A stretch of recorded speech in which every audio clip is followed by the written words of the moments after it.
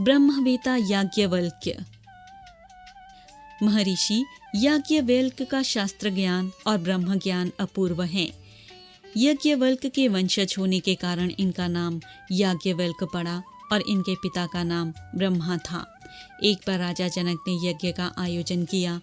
उस यज्ञ में हजारों ऋषि पधारे। राजा जनक ने यह जानना चाहा कि उपस्थित ऋषियों में सर्वश्रेष्ठ ब्रह्मज्ञानी कौन है। इसके लिए राजा ने एक उपाय किया।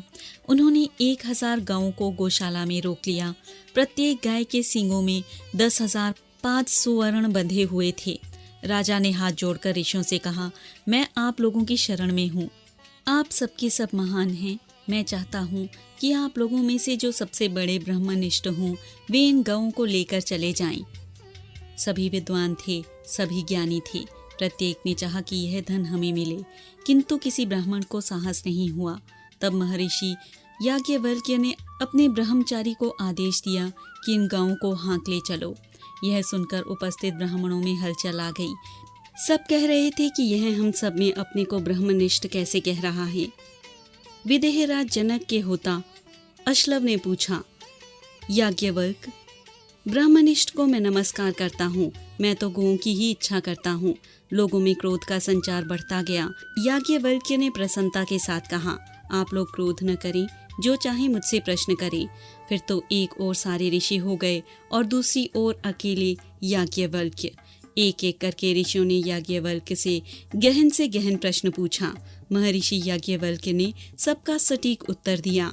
उसके बाद याज्ञवल्क्य जी की बारी आई। इन्होंने पृथक पृथक प्रश्न पूछे, किंतु उनमें से एक का भी उत्तर कोई नहीं दे पाया।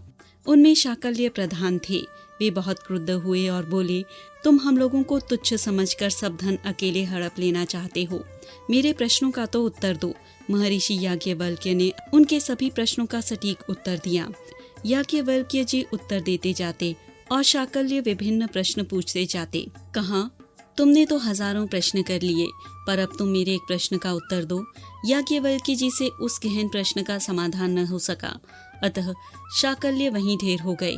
तब सब लोग डर के मारे चुप हो गए। प्रश्नोत्तर समस्या के समाधान के लिए होने चाहिए, विवाद के लिए नहीं। शाकल्य को उत्तर पाकर संतुष्ट होकर सत्य वस्तु को मान लेना चाहिए था, क्योंकि वाद सत्य अर्थ के बोध के लिए ही होते हैं।